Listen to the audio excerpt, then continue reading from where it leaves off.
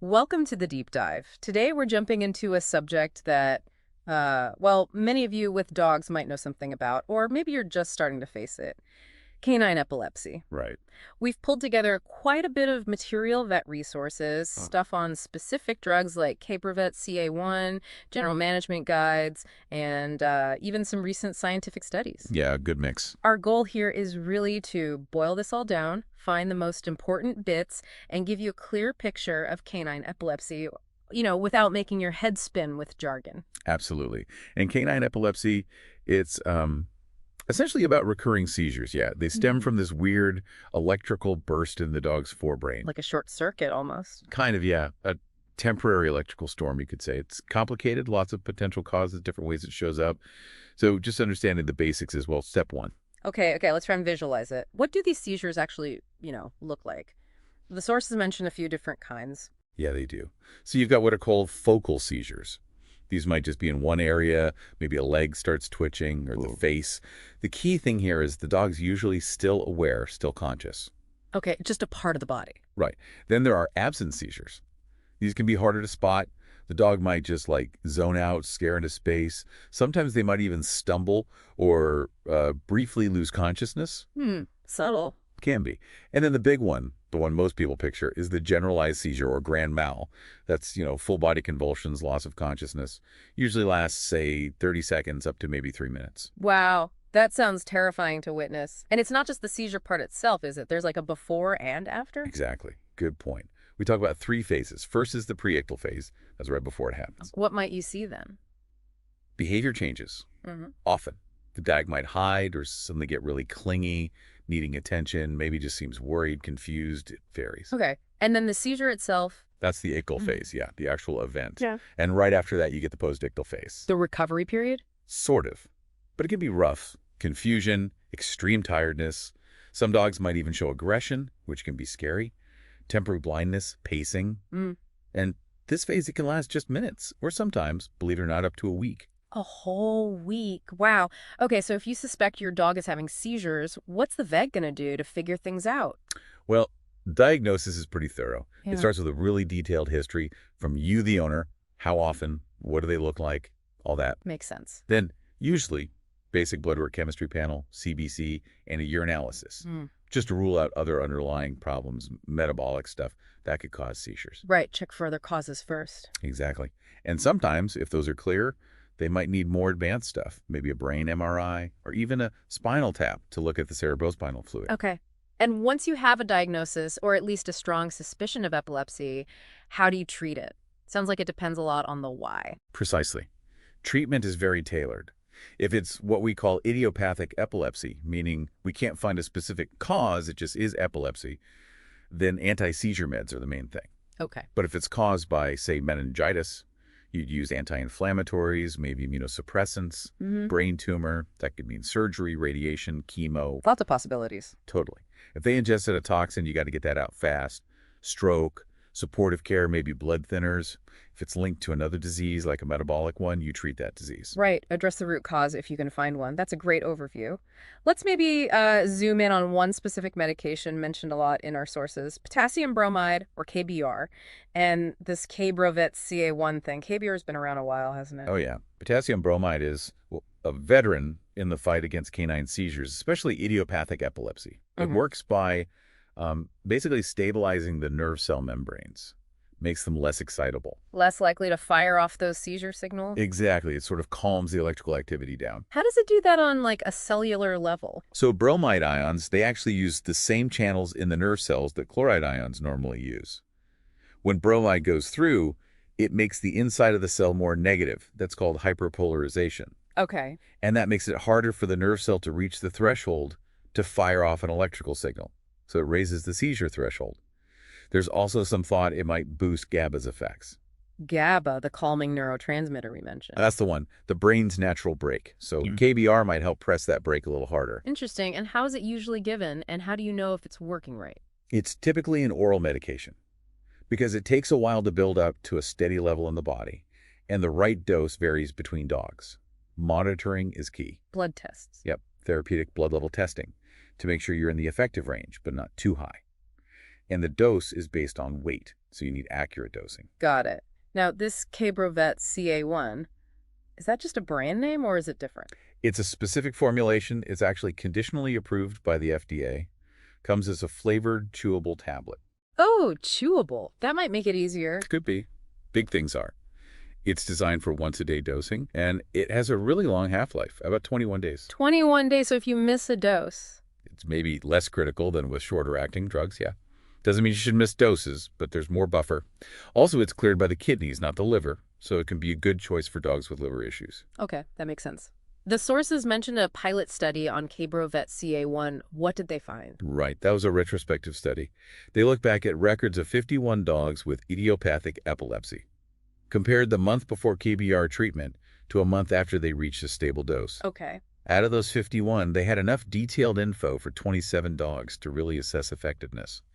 The average dose for those dogs was about 37 milligrams per kilogram per day.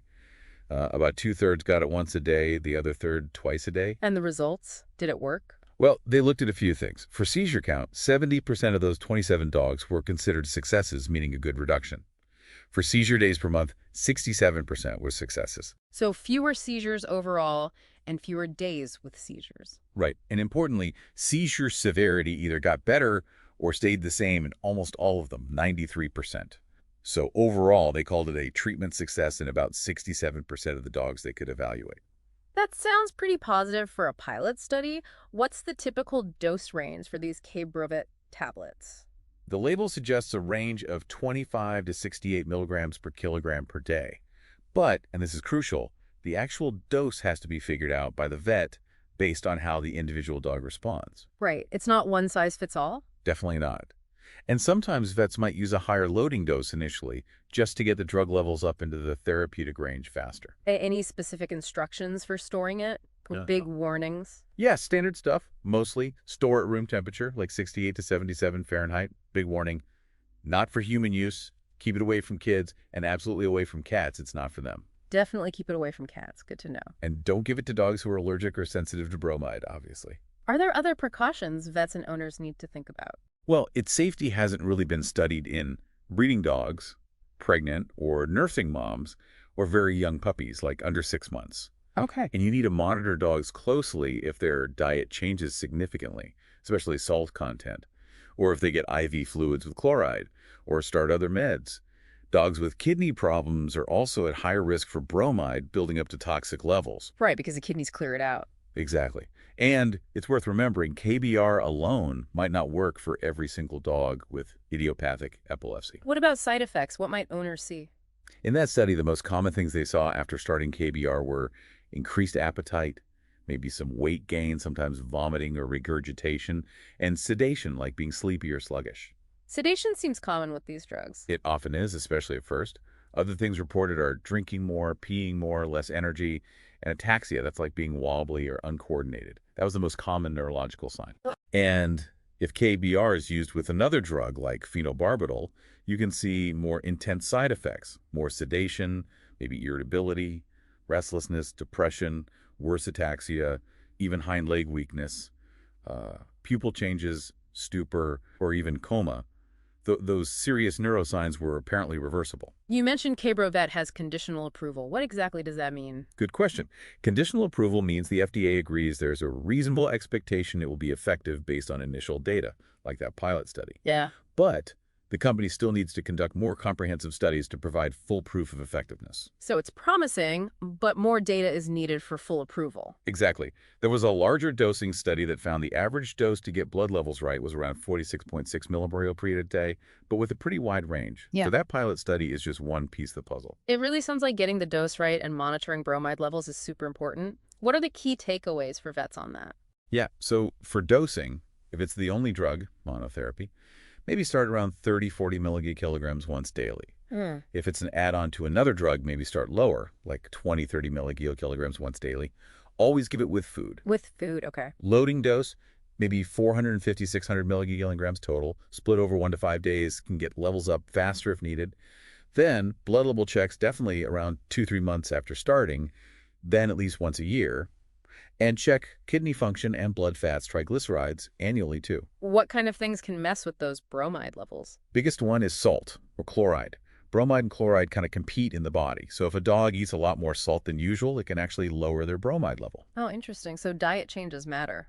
Big time. Even getting salty treats or, drinking salt water could affect it. And kidney disease is another factor. If the kidneys aren't clearing bromide properly, the levels can creep up. This drug, potassium bromide, has such a weird history, doesn't it? It wasn't always for dog seizures. Not at all. It's actually the oldest known anti-seizure drug, Yeah. used in humans way back in the early 1800s for, Yeah. well, all sorts of things, often not very successfully. Like what? Insomnia, nerve pain, whooping cough, Yeah. you know it. But its epilepsy potential was recognized in 1857 by Sir Charles Locock. He used it for something called hysterical epilepsy in women. Hysterical epilepsy. That sounds dated. Extremely dated.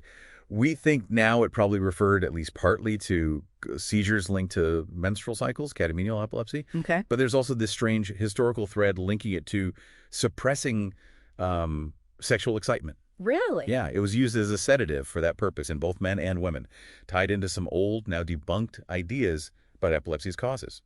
Pretty wild stuff. So why did it fall out of favor in humans? Side effects, mainly. By the early 1900s, phenobarbital came along, and it was seen as more effective and, well, less problematic than bromide, which could cause heavy sedation, weakness, even psychosis, and coma at high doses. Yeah. So now in humans, it's only used as a last resort for very specific, rare childhood seizure types that don't respond to anything else. But it found a second life in vet med. When did that happen? It was described for animals back in the late 1800s, but it really took off for dogs in the 1980s. Now it's apparently the second most common anti-seizure drug for dogs, right behind phenobarbital. Often used as an add-on when phenobarbital isn't quite enough. What about using KBR by itself in dogs as monotherapy? Are there advantages? Yeah, there can be. It's generally pretty inexpensive. That long half-life means once-a-day dosing is usually fine, which is a huge plus for owner compliance. Absolutely. Remembering multiple doses can be tough. Right. And it's often preferred if a dog has liver problems, since it's not cleared by the liver like phenobarbital is. No major drug interactions known, and it doesn't mess with thyroid tests, which pheno can. And some studies suggest side effects might be milder when it's used alone. But milder doesn't mean zero side effects, right? What should owners watch for even with monotherapy? Oh, definitely not zero. You can still see ataxia, sedation, sometimes hyperactivity, actually. Increased thirst, urination, appetite, the PUP-BP signs, diarrhea, weakness, vomiting, appetite loss, even aggression sometimes, skin problems, maybe elevated liver enzymes. That's still quite a list. Yeah. That increased peeing is reported in over half the dogs in some studies. Sedation and wobbliness maybe in a third. Combining it with pheno often makes those worse. Okay. More serious, but thankfully less common. Things include pancreatitis, inflammation of the pancreas, which can be really dangerous. Skin inflammation, muscle issues, muscle twitching, electrolyte problems. GI upset, like vomiting, seems linked to direct irritation, maybe worse with capsules or during loading. Giving it with food helps. You mentioned pancreatitis. Is there a link to anything else? There might be a link to high triglyceride levels, those blood fats. So monitoring those annually is a good idea, especially if the dog's also on pheno. Both drugs can actually increase a pancreas-specific enzyme, but it doesn't always mean pancreatitis is happening. And you mentioned bromism earlier, too. Remind us what that is. Bromism is basically bromide toxicity when the levels get too high.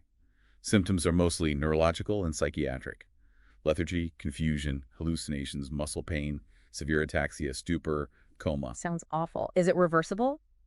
Usually, yes, by lowering the dose. You can also see skin rashes, nausea, vomiting, appetite loss. It's tricky because the blood level doesn't perfectly predict who will get bromism. Some dogs are just more sensitive. What makes a dog more likely to get it?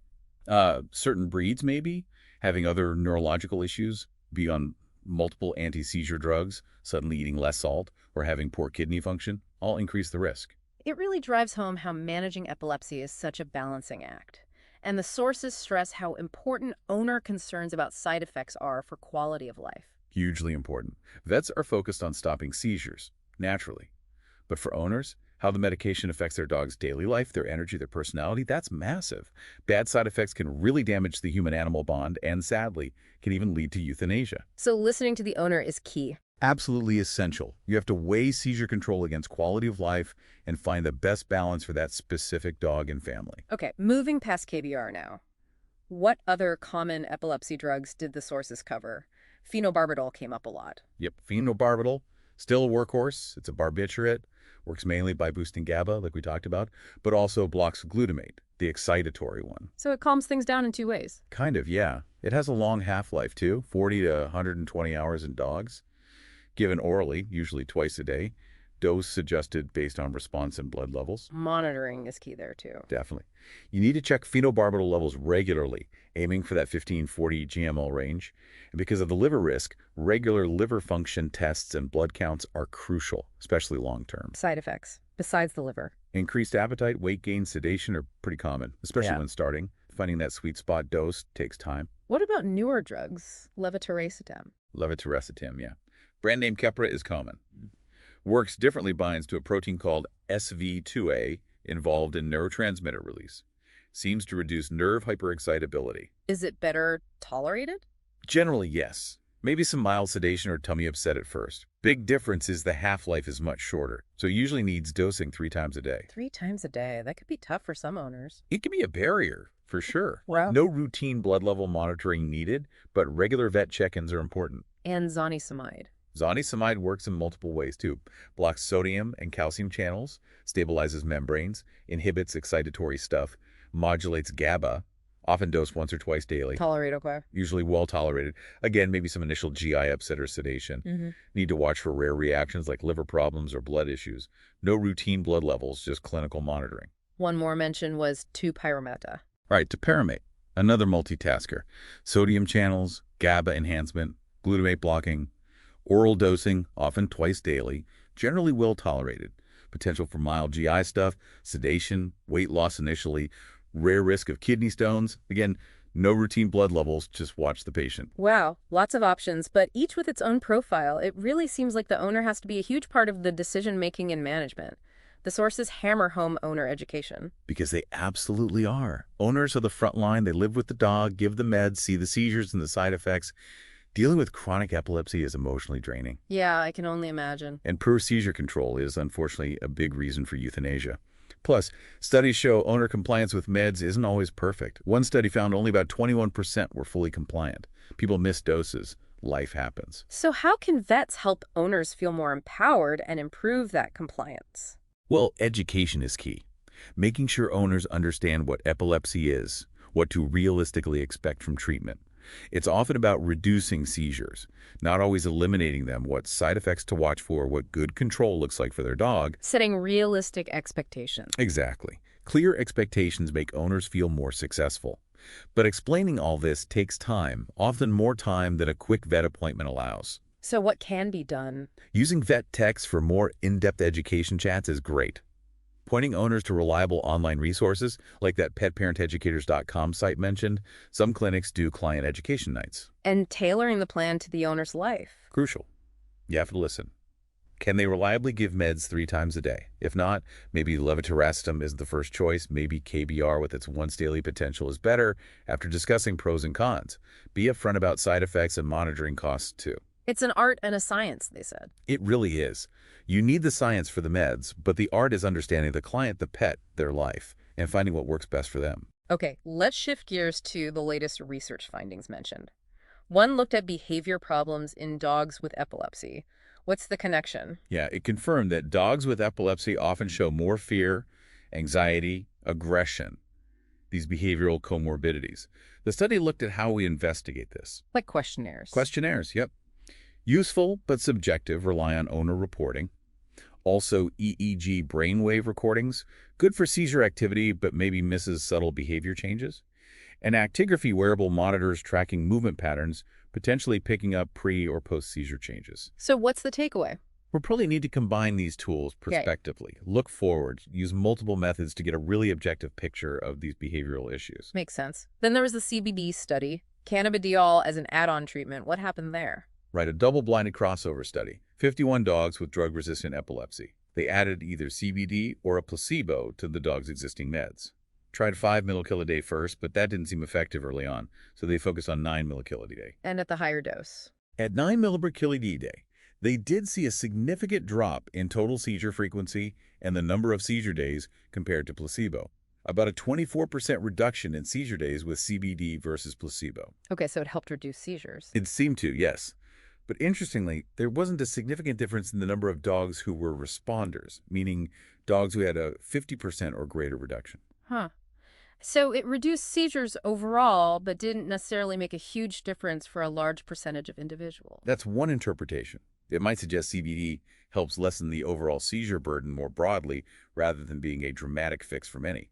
Also important, they saw increased liver enzymes at both CBD doses, and decreased appetite and vomiting were more common with CBD. So potential benefit, but need to monitor liver enzymes and watch for side effects. Precisely. Monitor closely. Then there was one about puppy diet. That's oil. Yeah, a Finnish study looked back at puppy diets of epileptic dogs versus control dogs, found an association suggesting that puppies fed dietary sources of fish fat at least once a week might have a lower risk of developing epilepsy as adults. Might have. Well, the association was there initially, but after they adjusted for lots of other factors, including other aspects of diet, it wasn't statistically significant anymore. So maybe a hint of something protective, Yeah. but likely tangled up with other dietary habits. Needs more research. Interesting idea, though. What about the study on anesthetic infusions for severe seizures? That one looked at dogs with really bad cluster seizures, or status epilepticus, compared giving a constant infusion of diazepam or propofol for 12 hours versus 24 hours. Did the shorter time work as well? Basically, yeah. They found no significant difference in outcomes or hospital stay length. So the shorter 12-hour infusion didn't seem to make things worse, but they couldn't definitively say it was better either. Might suggest shorter durations could be considered in some cases. Okay. And lastly, specific seizure triggers in border collies. Yeah, fascinating case series on 6 border collies with idiopathic epilepsy. They actually identified specific triggers for each dog. Like what kind of triggers? All sorts. Presence of another dog, being mentally challenged, interacting with a child with autism, busy streets, even something like playing fetch with a specific ball. Wow, really specific. Right? And the key finding was that when they managed or avoided these specific triggers, the dog's seizure control improved fewer seizures. Some even became seizure-free. Really highlights the value of trying to pinpoint individual triggers, especially in susceptible breeds. Oh, and the sources also circled back to that K-Brovet pilot study here, just reinforcing its potential based on those initial findings we already covered. Okay, so wrapping up this deep dive. We've gone through a lot. The basics of canine epilepsy, the different seizure types, that deep look at potassium bromide and K-Brovet CA1. Which is still conditionally approved pending more data. Right. Plus other common meds like phenobarbital, levetiracetam, the others, and the absolutely critical role of the owner, education, support. And stress that enough. And then touching on these recent studies, behavior links, CBD potential, diet hints, anesthetic timing, and those specific triggers in border collies. It really shows how complex managing epilepsy is. There's no single magic bullet. It demands that individual approach, the teamwork between owner and vet, and just constant careful monitoring. Absolutely. You know, thinking about potassium bromide's strange journey from questionable human uses to a key vet tool, and now seeing things like CBD being studied, it makes you wonder, doesn't it? What other forgotten or repurposed treatments from medical history just might, hold surprising clues for helping our dogs with neurological conditions in the future. That's a really interesting thought to chew on. Definitely food for thought.